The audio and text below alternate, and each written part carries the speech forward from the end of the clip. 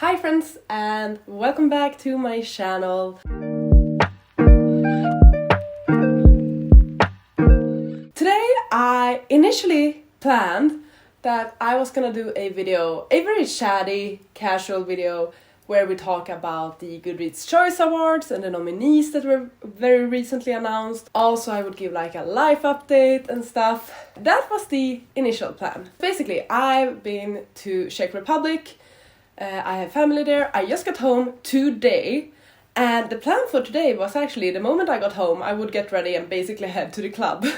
I was gonna go out with my friends tonight. I was very excited about it, and now I've caught a cold. So I for once decided to make the grown-up decision to stay home. I went to Czech, hung out with family, caught a cold from the kids, and now I'm back home. Very eventful week. So this video, the plan for it was like, I wanted to chat about Goodreads, and we're still gonna chat about Goodreads. The thing is, when I go to Czech, there's really not much to do there, so I start to think about all the things I can do when I come back to Sweden, and I get really excited about it. Like, this is a common pattern I'm starting to realize.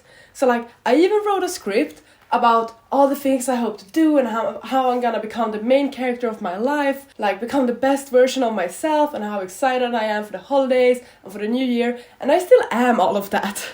I still very much am excited about everything. But instead of feeling like, yes, let's go, let's do that, let's do this, let's wake up early, be productive, work out, all of that stuff, I'm more like feeling, I don't wanna do this anymore. Let me just lay in my sofa and feel sorry about myself. So yeah, kind of a bummer, but we're still gonna chat, we're still gonna do the life update. Not that I have that much to update you on, basically. I basically journaled down all my thoughts I had while I was in Czech, and I was gonna talk about it in the video, but now I'm so not the same person as I was 24 hours ago, because now I have a cold and I don't want to do a single thing. You see how things change. I basically wrote, based on yada yada yada, being back home in Stockholm, I suddenly have all of these ideas about how I'm going to do so many things and become the main character of my life and nurture all of my hobbies and so on. I still want to do this. I don't really have the same pep in my step, is that what you say? As I did yesterday when I wrote this. I did add a disclaimer though, so that's the mood now. We'll see if I feel the same way tomorrow when my alarm goes off at 6 a.m. True. So I am in general in a good mood. I am fairly motivated, especially about booktube.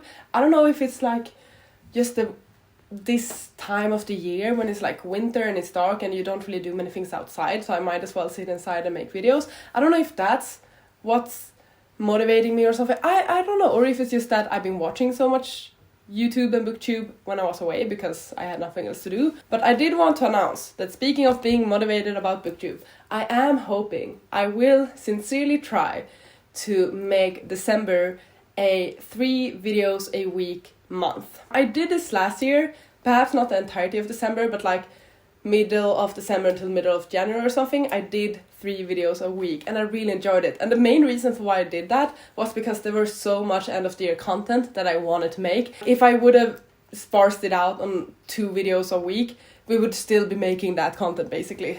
So that's why I pushed myself to make 3 videos a week, and I really enjoy that. I really like being that immersed in my editing, in my video planning, all of that. I feel like I thrived when I did that. I don't know. It was also, I think December of last year was the month when I started my trial of Final Cut Pro. So I really challenged myself with trying new editing skills and stuff. I just have fond memories of doing 3 videos a week. So I wanted to give that a try for December as well, because once again, there's so much end of the year content I want to make. I also have multiple vlogs in the works that I'm hoping to wrap up within the next few weeks. So it's about time I just publish them, no matter if they are in the schedule or not, basically. I want to wrap all of those things up before the new year starts. That's not really what I had planned for the live update, but that's what you're gonna get.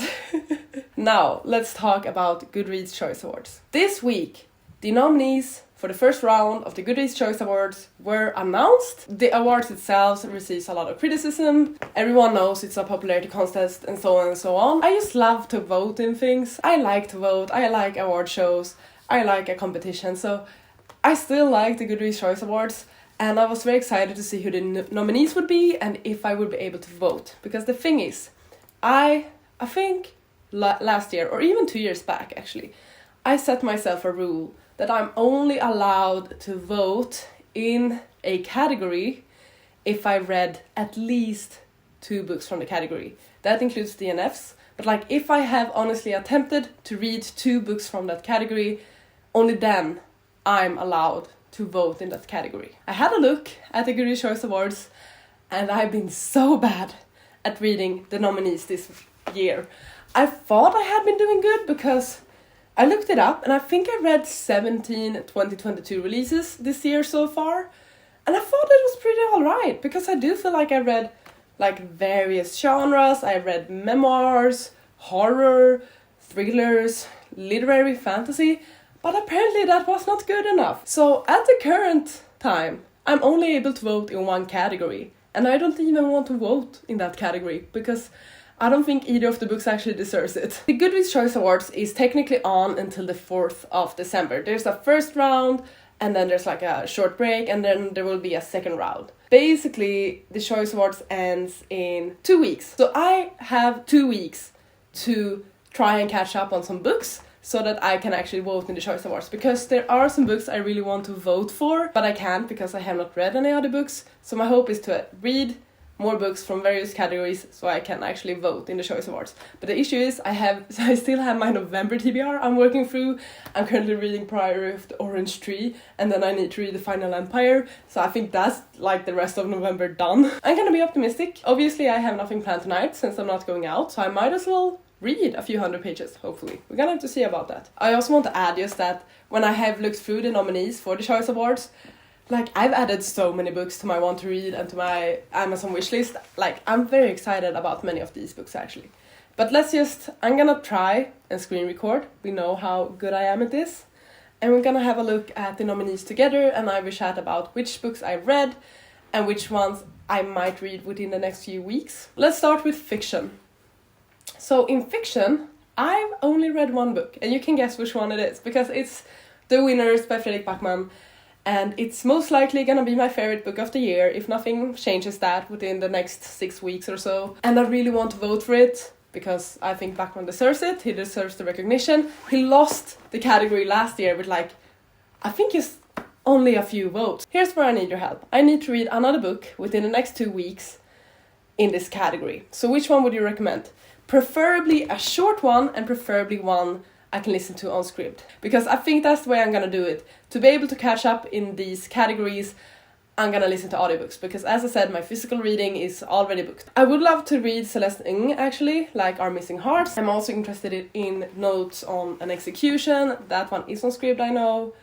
But yeah, please just let me know what your recommendations for the fiction category are, what I should listen to. I have To Paradise on my physical TBR. I am dying to read it, but I'm not gonna read it before the end of this voting period. I know that.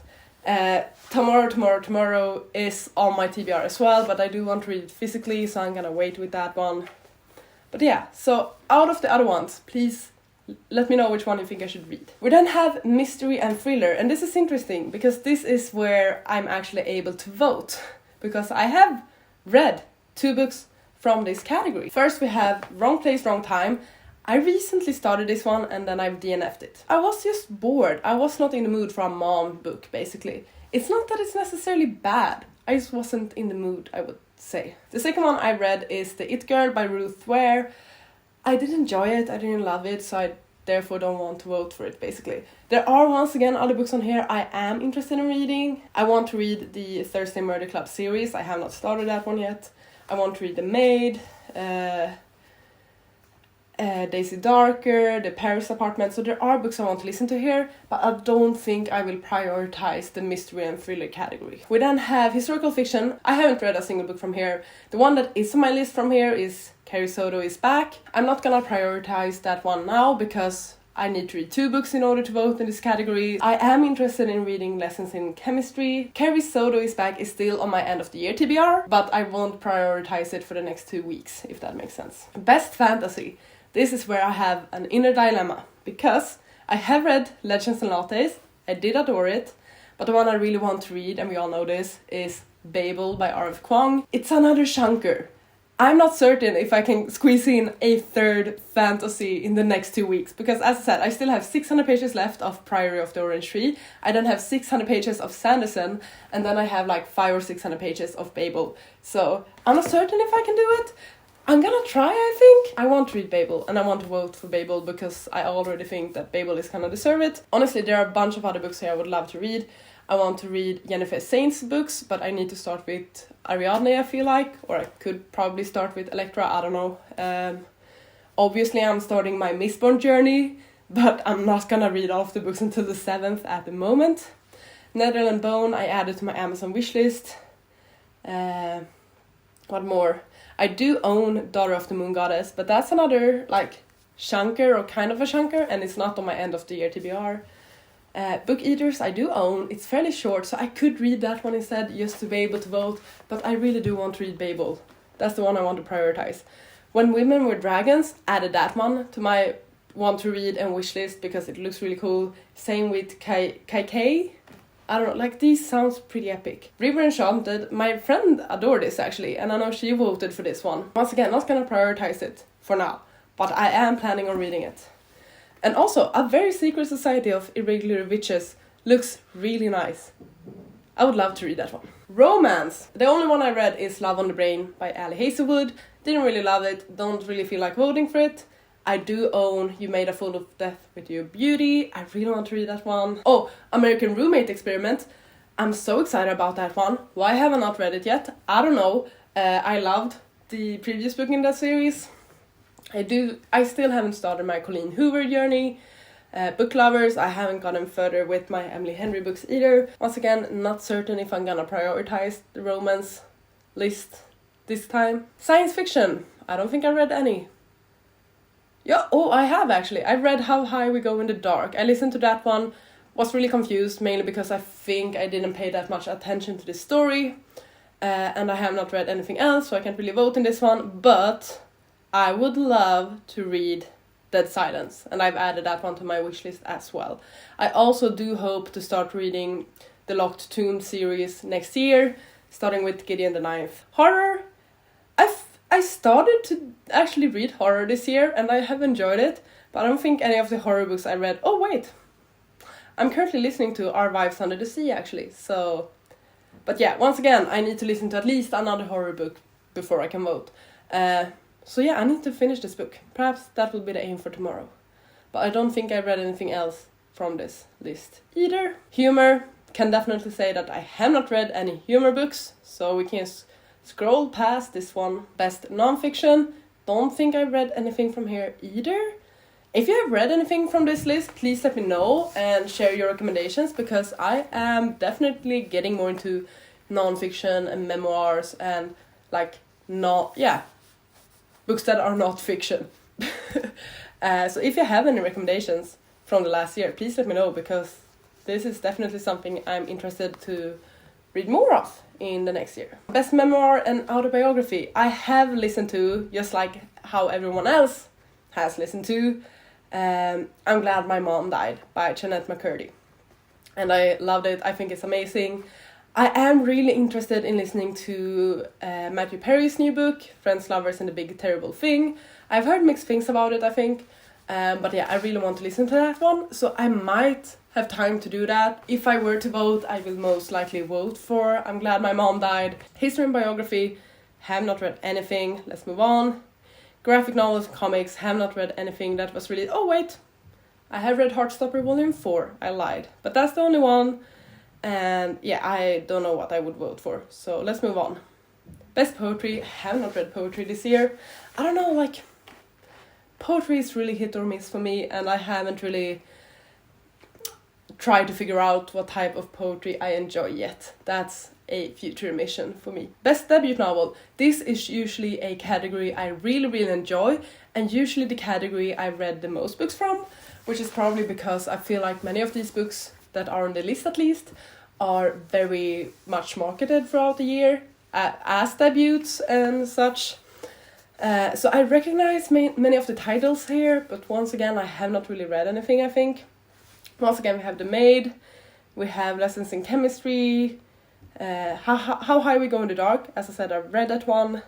I'm currently listening to Our Wives Under the Sea. The thing is, I was confused, because from what I understand, this isn't actually a debut. I think Julia Armfield has written a book called Salt Slow, but I saw recently that someone wrote that it's an anthology or like short story collection, so perhaps that doesn't count. But like, it's not a debut book, but it might be a debut novel, if that makes sense. So I was very confused when I saw her name here first, because I didn't think it was a debut, but I guess it depends on how you define a debut novel. Yeah, okay, it says novel, so it's a novel. Okay then. Daughter of the Moon Goddess is on this list.